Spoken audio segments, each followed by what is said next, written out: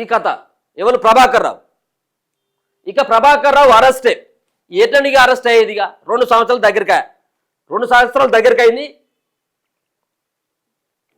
Prabhakar Rao arrest అట. ఈయనే సిట్టాధికారులకు సుక్కలు చూపెడతాడు. ఈయనకు సుక్కలు చూపెట్టాల్సినటువంటి సిట్టాధికారులు మౌనంగా ఉంటే వాళ్ళకే ఎదురు క్వశ్చన్లు వేస్తా ఉన్నాడట ఈయనే. ఎందుకంటే ఈయన గతంలో ఎస్ఐబి చీఫ్గా పనిచేసింది కాబట్టి ఆయన ఇంకా ఉల్టా క్వశ్చన్లు అడుగుతా ఉన్నాడట. మరి ఈయన ఈ విధంగా ఉంటే ఆయన సమాధానాలు చెప్పడు. అరెస్ట్ చేస్తేనే ఆయనను కస్టడీలోకి తీసుకొని విచారిస్తేనే అసలైనటువంటి వాస్తవాలు బయటపడతాయి అనేది సిట్టాధికారులు ఆలోచిస్తా ఉన్నారు. గతంలోనే వాళ్ళు కోర్టుకు ఈయన బెయిల్ పిటిషన్ని రద్దు చేయనివని చెప్పేసి సిట్ విచారణలో చుక్కలు చూపుతున్న మాజీ ఎస్ఐబి చీఫ్ ఫోన్ ట్యాపింగ్ పై రాజకీయ కోణంలో ప్రశ్నలపై దాటవేత. ఏది ఫోన్ ట్యాపింగ్ పై రాజకీయ కోణంలో ప్రశ్నలపై దాటవేత. అసలైనటువంటి కారణమే రాజకీయపరమైనటువంటి కారణాలున్నాయి. ఫోన్ ట్యాపింగ్ ఎందుకోసం చేసిలాయా? వీళ్ళు రియల్ ఎస్టేట్ వ్యాపారులను బెదిరించి పైసలను దోచుకున్నారు. కొంతమంది సినీ ఇండస్ట్రీలలో ఉన్నటువంటి ప్రముఖులను బెదిరించి ఏ విధంగా వాళ్ళని వీళ్ళకు అక్కరొత్తులు ఆ విధంగా చేసుకున్నారు. ఇక రాజకీయ కోణం అనేది పెద్ద కోణం. ఇది రాజకీయ కోణమే పెద్ద కోణం. ఎందుకు పోతే పెద్ద కోణం? వాళ్ళు ప్రత్యర్థి పార్టీ ఇప్పుడు అధికారంలో ఉంటే ఏమైనా చేయొచ్చు. అధికారంలో ఉంటే నువ్వు బెదిరిస్తావా, నువ్వు దోచుకుంటావా, నువ్వు ఇంకేం చేస్తావో ఇంకా అది చేసుకోవచ్చు. కానీ అల్టిమేట్గా అధికారం అనేది కావాలి కదా. అధికారం పైనే ప్రధానమైనటువంటి ఫోకస్ ఇది ఫోన్ ట్యాపింగ్. వాళ్ళు ఎక్కడికైనా పైసలు పంచడానికి ఇప్పుడు రాజకీయాల్లో గెలిచేందుకు వాళ్ళు చాలామంది పైసల ప్రభావం ఎక్కువ కనబడతా ఉంటుంది. ఎమ్మెల్యే ఎలక్షన్స్ అంటే పైసలతో కూడుకున్నటువంటి వ్యవహారం.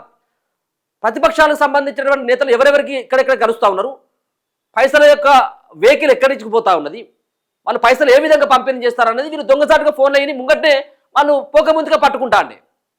సో దాన్ని ప్రధానమైనటువంటి ఫోకస్ చేసిండ్రు.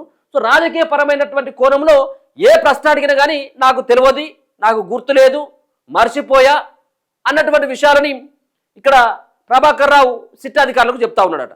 మరి ఇట్లయితే కష్టమే కదా. ఆయన దగ్గర నుంచి ఎప్పుడు రాబడతారు ఇక సమాధానాలు? 5 నెలలకు పైన అయినట్టుంది ప్రభాకర్ రావుని సిట్టాధికారులు విచారించబట్టి. తెలంగాణకు ఒక కుదిపిన ఫోన్ ట్యాపింగ్ వ్యవహారంలో ప్రధాన నిందితుడు నాటి ఎస్ఐబి చీఫ్ ప్రభాకర్ రావు విచారణలో సిట్ అధికారులకు చుక్కలు చూపిస్తున్నట్టు తెలిసింది. ప్రశ్నించిన ప్రతి అంశానికి సంబంధించి అంతా తనపై అధికారులకు తెలుసని వారి ఆదేశాల మేరకే తాను వ్యవహరించాలని చెబుతూ వస్తున్నట్టు సమాచారం. ఏది మరి ప్రభాకర్ రావు విచారణలో ఏమని చెప్తాడు? ప్రశ్న అడిగితే నా పై అధికారులకు తెలుసు. నీ పై అధికారి ఎవరు? నువ్వే కదా ఎస్ఐబి చీఫ్వి. నీ పై అధికారి ఎవరు? రాష్ట్ర ముఖ్యమంత్రిగా అప్పుడు పనిచేసినటువంటి కేసీఆరా, లేకపోతే మంత్రుల్లో ఉన్నటువంటి కేటీఆరా, హరీష్ రావా, కవితమ్మ, సంతోష్ రావా, ఎర్రబెల్లి దయాకర్ రావా, లేకపోతే ప్రశాంత్ రెడ్డా, అక్కడ ఉన్నటువంటి ఆర్మూరు జీవన్ రెడ్డా, ఎవరో చెప్పు. మీ పై అధికారులు అంటే ఎవరు? నువ్వే అధికారులు, పై ఎస్ఐబిలో నువ్వే ఉన్నది, ఎస్ఐబి చీఫే నువ్వు. నీ కిందనే 100 మందికి సంబంధించినటువంటి ఇంటెలిజెన్స్ వ్యవహారం అంతా కూడా. ఇంకే పై అధికారి ఎవరు? ఏమనంటే నా పై అధికారుల యొక్క ఆదేశాల మేరకు. ఆ పై అధికారి యొక్క పేరు చెప్పాలి కదా, చెప్పట్లేదట. ప్రశ్నించినటువంటి ప్రతి అంశానికి సంబంధించి అంతా తన పై అధికారులకు తెలుసని వారి ఆదేశాల మేరకు తాను వ్యవహరించాలని చెప్తూ వస్తున్నట్టు సమాచారం. రాజకీయ జోక్యానికి అక్రమాలకు సంబంధించి ఎన్ని ఆధారాలు ముందు పెట్టినా కూడా సమాధానాలు దాటవేస్తున్నట్టు తెలిసింది. ఆయన ఏమాత్రం సహకరించని నేపథ్యంలో అరెస్టు చేసి రిమాండ్కు తరలించాలనే ఆలోచనలో సిట్టాధికారులు ఉన్నట్టు సమాచారం.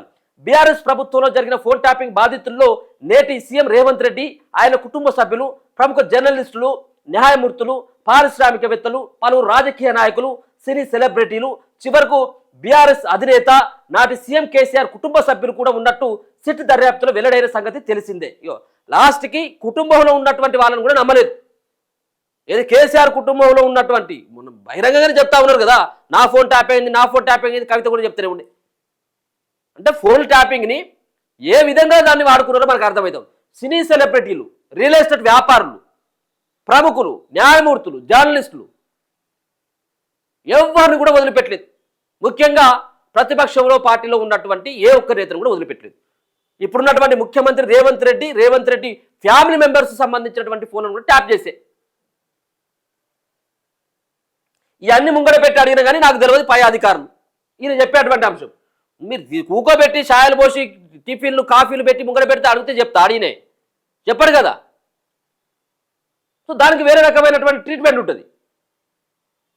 ఎందుకంటే ఇది ఇది చాలా ద్రోహం కదా. ఇది భార్యాభర్తలు మాట్లాడుకుంటా ఉంటే ఫోన్లో వినడం అంటే నేను ఏమనాలి దీన్ని? ఇంతకంటే దౌర్భాగ్యం ఏమైనా ఉంటుందా? సో ఇటువంటి అధికారులు కాబట్టి రాజకీయ నాయకులు వాళ్ళందరూ కూడా రెచ్చిపోయారు. ఇప్పుడు ఎవరు బలైపోతా ఉన్నారు?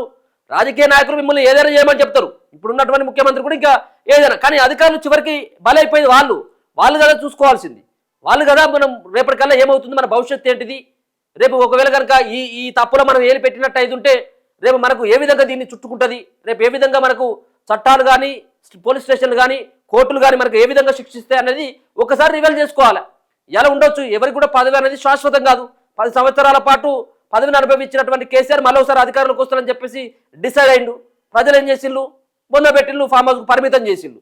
ఇలా రేవంత్ రెడ్డి అయినా ఇంకొక రెడ్డి అయినా ఇంకొక రావు అయినా ఇంకొక ఎవరు వచ్చినప్పటికి కూడా పదవులు అనేది శాశ్వతం కాదు. మీ పదవులు కొంత మీరు చదువుకున్నటువంటి వ్యక్తులు, ఐఏఎస్ ఐపీఎస్ హోదాలో ఉన్నటువంటి వ్యక్తులు, మీకు ఎంతో జ్ఞానం ఉన్నటువంటి వ్యక్తులు సైతం కూడా వాళ్ళ చేతిలో బందీ అయిపోయి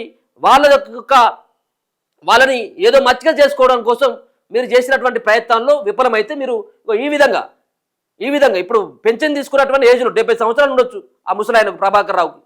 ఏం కష్టం వచ్చింది, రోజు పోలీస్ స్టేషన్కి పోవాలనే. ఇది నిరూపితం అవుతుంది, 100% నిరూపితం అవుతుంది. దాని తర్వాత జైలు శిక్ష అనుభవించాలి. ఎవరి కోసం చేసినావు, ఎవరి ప్రయోజనాల కోసం చేసినావు? నీ ప్రయోజనాలకు కూడా కొన్ని చేయొచ్చు, కానీ రాజకీయ ప్రయోజనాల్లో కోసం కొంతమంది చేయమంటే నువ్వు చేసినటువంటి దానికి బలైపోతుంది. ఈయనను రిమాండ్కి తరలించాలన్న ఆలోచన సిట్టాధికారులు ఉన్నట్లుగా తెలుస్తూ ఉన్నదట. వీళ్ళందరూ కూడా ఉన్నారు, సెలబ్రిటీలు ఉన్నారు, అలాగే కేసీఆర్ యొక్క కుటుంబ సభ్యులు కూడా ఉన్నారట. ఈ క్రమంలో పలువురు బాధితుల వాంగ్మూలాలను కూడా నమోదు చేసిండ్రు. ట్యాపింగ్ వ్యవహారంలో ప్రధాన పాత్రదారులైన నాటి పోలీసు అధికారులు రాధాకిషన్ రావు, ప్రణీత్ రావు, తిరుపతన్న, భుజంగరావు తదితరులను అరెస్టు చేశారు. కీలక పాత్రధారి అయిన ప్రభాకర్ రావు మాత్రం న్యాయపరమైన అవకాశాలను వాడుకుంటూ జాప్యం చేశారు. చివరికి సుప్రీంకోర్టు ఆదేశాల మేరకు దర్యాప్తు అధికారి ముందు ఈ నెల 12న లొంగిపోయారు. అయితే ట్యాపింగ్ వ్యవహారం రాజకీయ ప్రేరేపితమైందనే ఆధారాలు ఉన్నా కోర్టులో నిలబడే విధంగా రుజువు చేయడం సిట్కు ఇబ్బందిగా మారింది. ఫోన్ ట్యాపింగ్ వ్యవహారాన్ని మొత్తం పర్యవేక్షించిన ప్రభాకర్ రావు పెదవి విప్పితేనే ఈ సమస్య తప్పుతుంది. ఆయన మాత్రం దానిని దాటవేస్తుండడంతో గత 3 రోజుల విచారణలో పురోగతి కనిపించడం లేదని తెలిసింది. ఈ క్రమంలో ప్రజల గోప్యతకు, వ్యక్తిగత హక్కులకు భంగం కలిగించిన కోణంలో బాధితుల వాగ్మూలాల ఆధారంగా ప్రభాకర్ రావును అరెస్టు చేయాలని భావిస్తున్నట్టు సమాచారం. ఇక చూడండిగా ప్రభాకర్ రావు విషయంలో సిట్టాధికారులు ఇక దూకుడైతే పెంచినట్టుగా తెలుస్తా ఉన్నది. ప్రభాకర్ రావుని ఎట్టి పరిస్థితుల్లో ఇక వదిలిపెట్టేటువంటి అవకాశం అయితే కనబడతలేదు. ప్రభాకర్ రావుని అరెస్టు చేసి రిమాండ్కు తరలించి మళ్ళీ కస్టడీలోకి తీసుకొని విచారించినట్టయితుంటేనే, ఇప్పుడేమో షరతులతో కూడినటువంటి బెయిల్ తెచ్చుకున్నాడు కదా సుప్రీంకోర్టుకి వెళ్ళినే ఈ పెద్ద ఆయన, ఈ ఉన్నటువంటి మొదటి ముద్దాయి A1గా ఉన్నటువంటి దొంగ. నీకు భయం లేనప్పుడు కోర్టుకు పోయి ముందస్తు బెయిల్ ఎందుకు?